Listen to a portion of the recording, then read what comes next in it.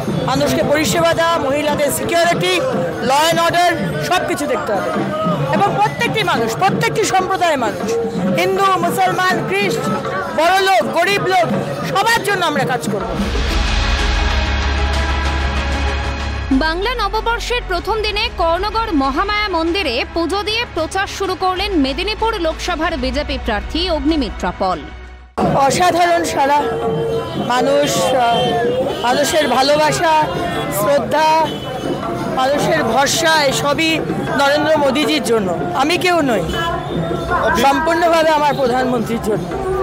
সাধারণ মানুষকে নববর্ষের শুভেচ্ছা বিনিময়ের পাশাপাশি বাদ গেল না রাজনীতির প্রসঙ্গ। এই সরকার রাজনীতি করে কিন্তু পরিষেবা দিতে পারে না।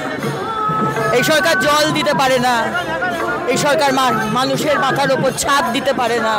প্রধানমন্ত্রী পাঠানো বাড়ি চুরি করে, আজকে অবধি বাড়ির ছেলে মেয়েদের রাস্তায় ঘাটে মাঠে বাথরুম করতে যেতে হয়, বাথরুম চুরি করে, চূড়ান্ত ভর্তি।